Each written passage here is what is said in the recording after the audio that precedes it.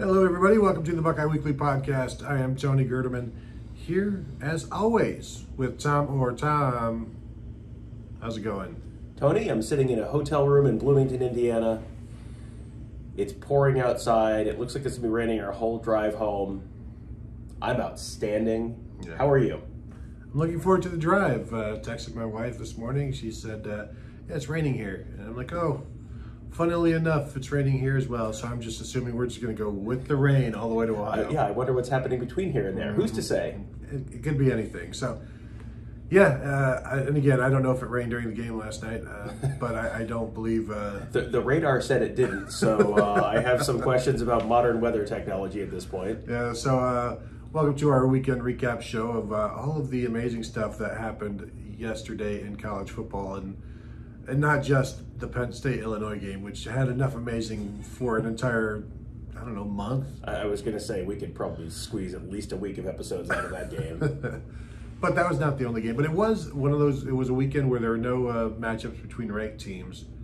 And so you knew some ranked teams were going to fall to unranked teams, and that was one of them. But let's just run down by the highest ranked teams. Cincinnati, 27-20 over Navy. They, I think was it 10? What was it? Cincinnati was trailing at the half. No, it was 10-10 at the half. Right. Cincinnati. This is one we got to watch before the game. Cincinnati. Then they go up. Blocked a field goal or had an interception. They blocked the Navy field goal, ran it back, were able to kick a field goal to go up 13-10 at half. And after halftime, they scored a couple more touchdowns. It's 27-10. You're like, aha, they've got it.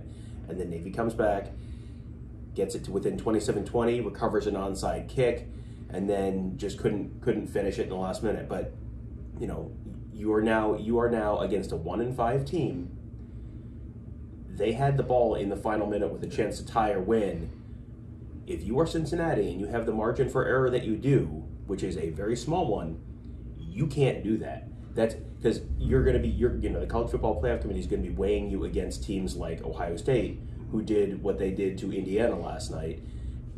That's not going to be good because your body of work is not going to be what most major conference teams are. And by the way, you now have a common data point with Cincinnati that does not look good for Cincinnati, because one of Cincinnati's big wins was Indiana, and oh boy, that is not looking like a big win right now. No, and there'll be another data point with Tulsa, and really Cincinnati's best win so far has been Notre Dame.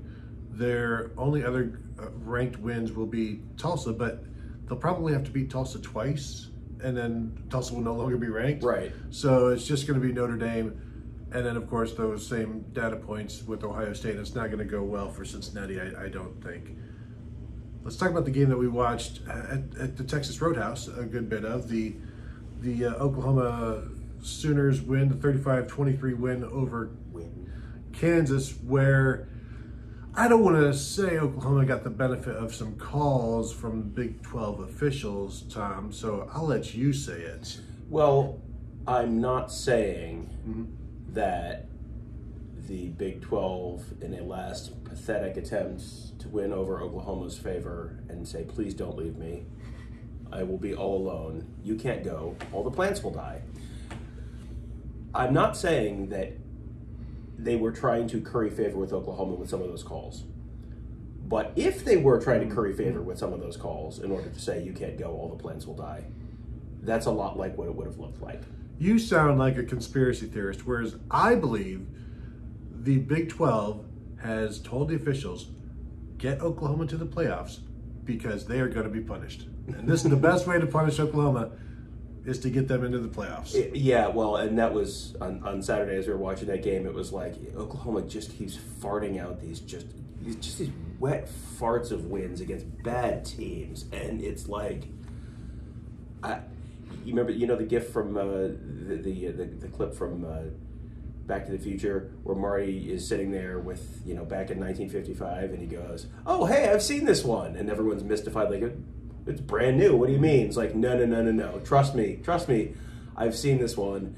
Hey, this is the one where, Ralph pretends to be an alien, to be from Mars, And it's the one where Oklahoma gets murdered into tiny little pieces in the playoffs because they're not actually that good and they're deeply flawed on at least one and maybe this year both sides of the ball. So, I mean, if we want to waste everyone's New Year's Day again, like they have in the past, like, or New Year's Eve or whatever it is this year, like, cool. Like, we've all done the thing where, 5 p.m. on New Year's Eve is, hey, we're all gathered around, ringing out the old year and watching Oklahoma down 28 points in the first half, and there's nothing else on TV. Like, I mean, we can run that one back if we want to, but that's what it's going to be. Well, and then the Big 12 still gets their chunk of cash for it, and so I totally, like, I know you are the conspiracy person. I'm just telling you what's happening with this, and they are sending Oklahoma to the gallows, and Now I'm thinking of the James Franco meme where he's. Have you seen the one where he's on the gallows, he's got the noose around his neck, and he turns and smiles at the guy next to him and says, "First time?"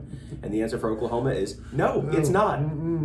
Let's move next to the Michigan Wolverines 33-7 win over Northwestern in a very Michigan-y way where Cade McNamara throws for, I think, 129 yards. They rush for over 200 and never really explosive with it. Blake Corum and Hassan Haskins both go over 100, but probably 4, 5, 6 yards a carry for the both of them.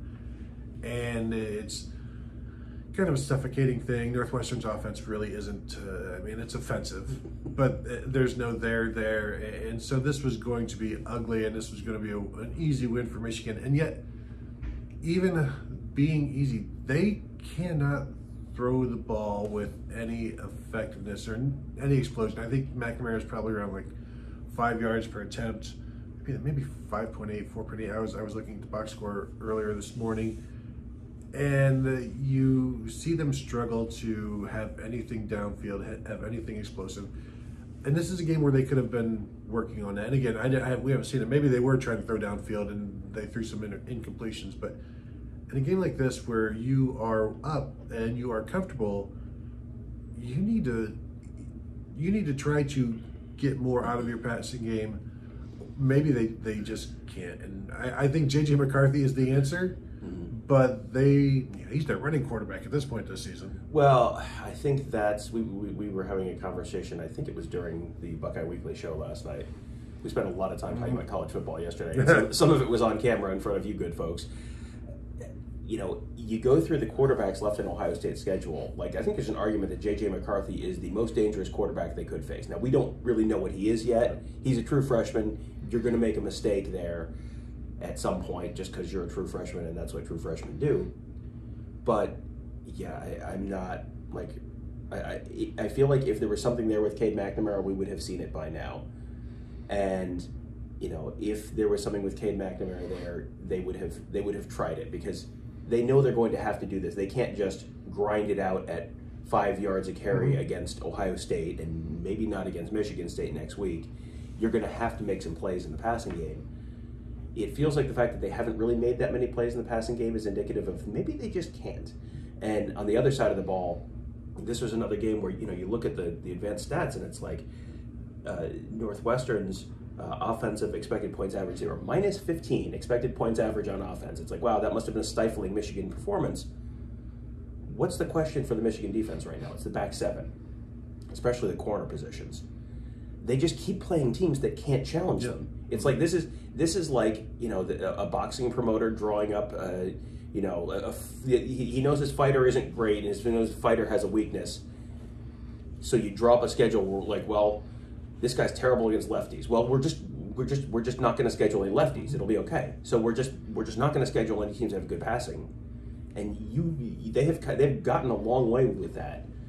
But next week it's Peyton Thorne. Okay, let's see what that looks like. And then do Ohio State and Michigan play this year?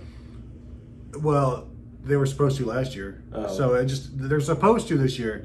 We'll have to see how that goes. TBD. Yeah, we'll see how that goes. And I think when they do play it, it won't go well just because I don't see enough explosion. How does Cade McNamara lead an offense to 42 points against a good defense? He gets 6 quarters to do it, maybe 7. Maybe 9 overtimes, Tom. Hey, what a segue. What a segue. What a segue to the Illinois win over Penn State, 20-18. You look at the box score and it's like, first quarter, this many points. And then overtime, it just says 10-8. Well, only 18 points total scored in the overtime in those 9 overtimes. And I was thinking this morning, that game is like, you know how elephants paint paintings? And it's like, oh, that's so precious. But when you look at it, it's like, really, it's pretty, it's a bad painting, but it's like, oh, that's so cute. And oh, look, it's an elephant and it's painting. And it's, oh, look, it's an elephant. Now they're in 9 overtimes. But in a vacuum, you're looking at it like, I could do better than that. You're describing every parent of every preschooler ever. So, would you put this game on the fridge? I think for James Franklin's emotional development, I guess this would be Brett Bielema's emotional development. I guess maybe we would. Brett Bielema, obviously continuing to work on himself as a person. I'm just going to read you through. I mean, you gave the top level. Here's the the real line score of this box of this game. High-scoring baseball game. It is. Yeah, this is a game where the wind was blowing out at Wrigley at the start, and then the weather shifted, and then they got colder, and then the wind started blowing in. This is Penn State, number 7 Penn State score by quarter. Got to say it now while we still can. That's true. That ESPN was advertising the Ohio State Penn State matchup as a top 10 showdown. It's like, well, yeah.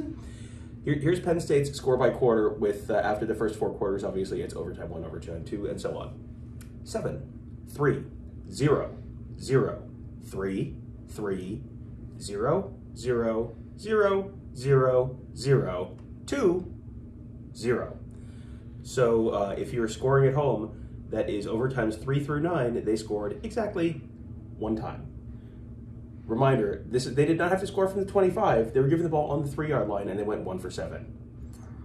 Tony, I have some concerns about the Penn State offense. Well, the good news is Sean Clifford was back, so they've got their starting quarterback back, and now this offense is ready to take off.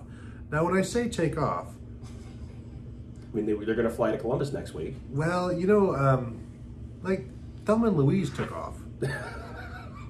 They did, yes. The trajectory, there were some issues that they could maybe work out in perhaps a sequel. But this was a lot like, maybe instead of an elephant painting, Illinois was Thelma and Penn State was Louise. Does that mean Brett Bielema's playing the Brad Pitt role? That's unsexy. That is some unsexy thoughts. And I was going through these games by the time of kickoff as well. But let's talk about Ohio State. Let's talk about Alabama. Ohio State, we discussed them in yesterday's show. Go ahead and go delve into that one for more there. But this is the best offense in college football. It's number 1 in scoring, number 1 in, Coastal Carolina, I think, is number 1 in total offense and yards per play. But Ohio State is number 1 in Power 5. And Ohio State won this weekend, so Coastal Carolina did not. Well, there is that. Ohio State is a yard better than anybody else in the Power 5 in yards per play, and that's a lot. That's a full yard better than the other 64 teams in the Power 5. Like, I don't know if people understand how crazy that is. That is, and if you look on any of those scatter plot graphs where, they're putting like the team logos and it's like, one axis is like EPA per play and the other one is, whatever, yards per play or something. There's like a cluster of teams around the middle, and then there's some bad ones in the lower left-hand corner that are bad. And then way up in the upper right-hand corner, like almost like off the page, there's the Ohio State logo and like C.J. Stroud or Travion, whoever it is, or just the Ohio State offense in general. Like, it is just... The matchup of this Ohio State offense against this year's Georgia defense would be like, I mean, this is the irresistible force against the immovable object.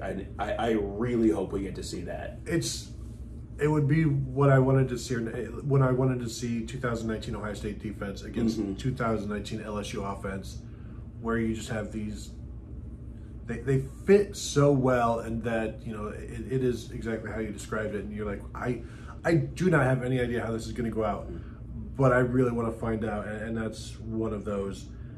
C.J. Stroud still number 2 in passing efficiency behind Grayson McCall at Coastal Carolina, and eventually he may take over that top spot. The Alabama Crimson Tide 52-24 over Tennessee, outscored Tennessee 28-7 in the fourth quarter. Close game throughout until Alabama just does what they do, and I think they scored 35 points in the second half. I'm not sure, but at least 20. It was 28-7 in the fourth quarter. The thing that struck me about this game is Nick Saban in the post-game interview is upbeat. He was asked about the mental errors and the mental mistakes, and he's like, "Hey, we're happy. We just beat Tennessee, and our fans are happy, and we've got a bye week, and we're not worried about any of that stuff right now." And to me, that is not the Nick Saban I know. The Nick Saban I know is exacting, and a 52-7 win over Tennessee would normally be like, "Well, we made some mistakes. And we got to get it right. This isn't good enough." To me, this was more of a concerned Nick Saban, or maybe it's a softer Nick Saban because he has a more fragile team where he has kind of had to back off. But I think my initial impression was he's concerned, and he's trying to remain upbeat and give them some either confidence by not being overly critical. But there's a reason he has changed his tone, because this is not a guy who is, we're happy that our fans are happy, the team is happy we beat. They struggled against Tennessee, who was not a great team, and to be he's smiling, he's chuckling, and to me was it like nervous laughter? Yeah, it was unsettling to watch that. It was like, this, no, this is not, it was just like an invasion of the body snatchers thing. Like, well, a human would be happy we won. Like, no, that's not how Nick Saban is. Nick Saban stands there with his bottle of Coke on the dais and tells you why the 56-3 win is garbage because they gave up 3 points on the weird drive in the second quarter. That was, you said that, you pointed that out, because I had not seen that. You pointed that out, and it was like, I'm watching, I was like, oh my gosh, you're right. Like, he is, because that was not a great game for Alabama. They actually got outgained on a yards per play basis by Tennessee, and this is not a good Tennessee team. Tennessee outgained them by 3/4 of a yard per play, 7.28 to 6.5. And at some point, it's Alabama, so they have better players than you do, so they can just sort of grind you down. But yeah, that I think has to be a little bit of a concern, because Nick Saban's not stupid. Nick Saban sees what Ohio State is. Nick Saban sees what Georgia is right now. If you're giving up 7.25 yards per play to Tennessee, like, what's Ohio State going to do against your defense? Now, Alabama's offense is going to put points up against the Ohio State defense. This is not, no one is saying this is going to be 52-3 Ohio State over Alabama. But is Alabama's offense going to be able to keep up with Ohio State's offense in that game? That I think is a question. I think when the standard is win the national championship every year, he's thinking that way, and is he looking at that and going, well, I don't know if we can do it this year. Yeah, it was interesting to see, and it was a different side of Nick Saban, and there's a reason for it. And that's just our thought. That's my thought. You obviously co-sign and agree with me for once, this is a great day on the show. Go ahead and we should just stop right there. The entire show. End the show on that. The Alabama-Ohio State game, the offense, maybe that ends up like not quite like a Wake Forest Army 70-56, but you've got to keep swinging the entire game, haymaker after haymaker, and we don't even need to talk too much about them, but Wake Forest remains undefeated, and at this point, when they play, they have not played Pitt yet, right? And no, they have not played Pitt. That's going to be a fun one. That could be a very, I don't know if it's going to be 70-56, but it could be like 56-49, or if that goes 8 or 9 overtimes, maybe triple digits, and I know that's a lot of 2-pointers. Good news, Wake Forest doesn't play Pitt until the ACC championship game, Boom. Because as is canon on this show, no one knows what division any ACC team is in, and they are apparently in different divisions. Oh, fair. Because Pitt's in the Coastal. I know Pitt's in the Coastal because that's the division that 7 teams won in 7 years, and it's just a bunch of random number generators. Also, Pitt is on the coast. Famously. There are rivers there. 3 of them. True. Everywhere you look, it's a coast. Let's talk about the Oregon game. Is that the next? No. Let's go to Oklahoma State, Iowa State, because that is one of the other upsets.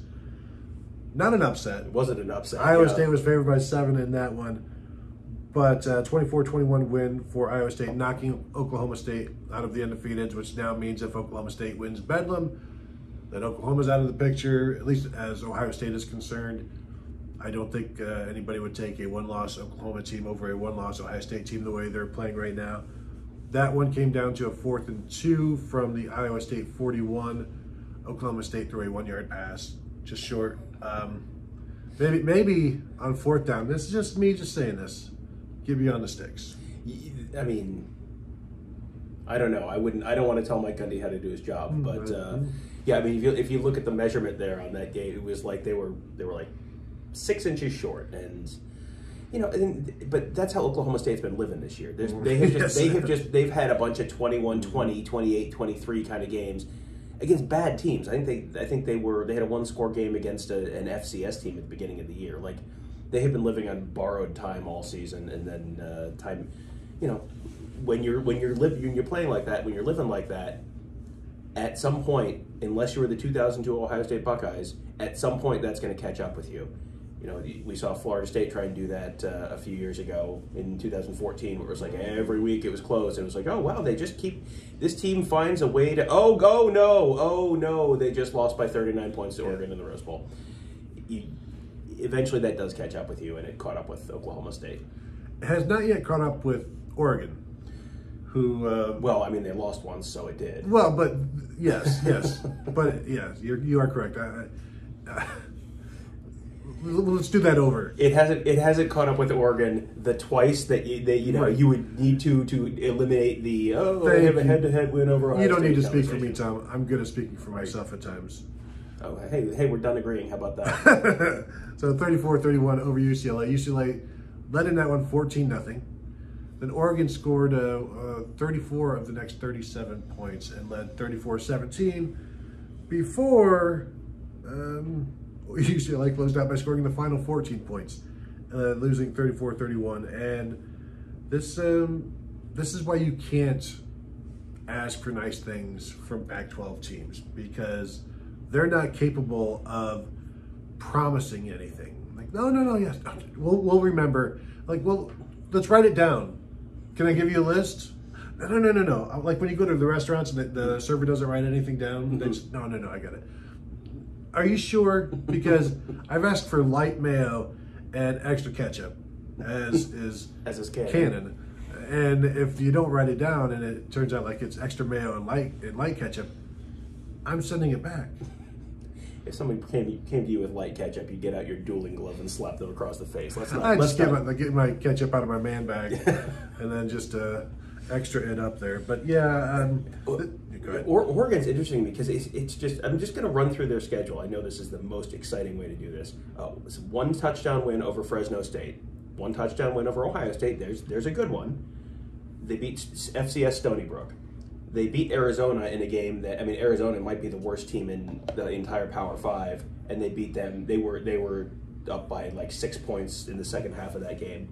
Lost to Stanford in overtime. Beat a very mediocre Cal team by a touchdown. Beat a very mediocre UCLA team by 3 points.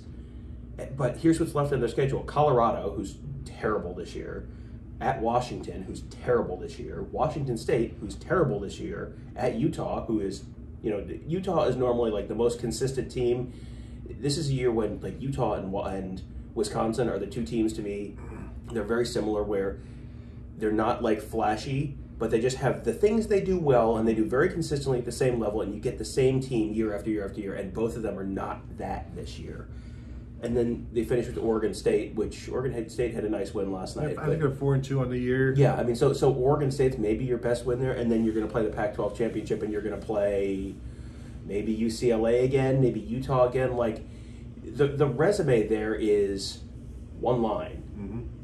You know, I mean, this is you're applying for a job, and it's like, well, I was the CEO of a Fortune 500 company for 1 week, 4 months ago, and I'm noticing some other gaps on your resume here. Would you like to explain those? That's Oregon this year. It's like if you win the lottery, and then you want to be people's money manager, and they're like, well, what are your qualifications? Like, well, I won the lottery. I'm rich. I made myself rich, didn't I? The bank account is just going down. There's one big spike, and then it just goes right back down again. No, but look at the spike, though. Right. Do you see how high it is? Look at that. I could do that for you, as long as we get the right numbers. And Oregon got the right numbers against Ohio State. I like to talk about Clemson losing because the people want to hear about it. I don't like talking about it. I mean, we could talk about Pitt winning.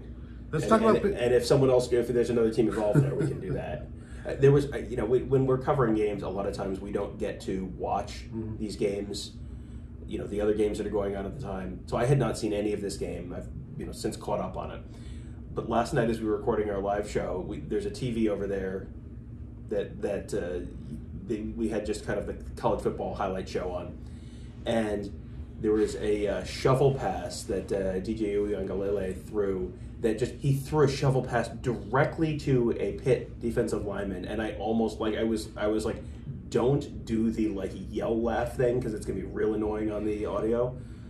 It was like, if I had seen that, I mean, it was like the kind of howling laughter we had when we were watching Penn State, Illinois. It was like, baby, what is you doing?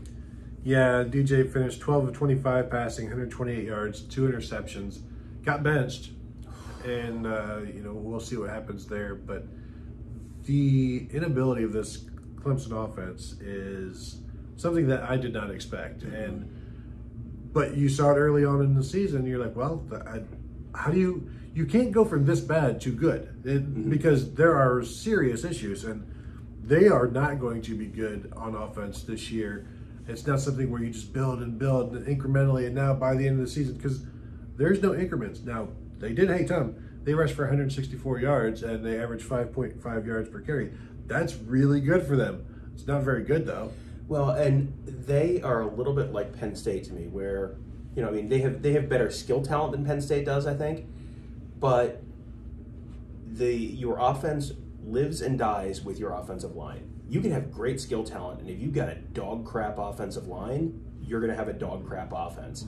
That's what's happening to Penn State this year. That's what's happening to Clemson this year. They just, the first game of the season, it was just like, oh, okay, so their line is just bad again. Okay, because they got their lunch handed to them last year because the offensive line was not great. You go back and watch that Sugar Bowl, and Ohio State's defensive line is just living in their backfield.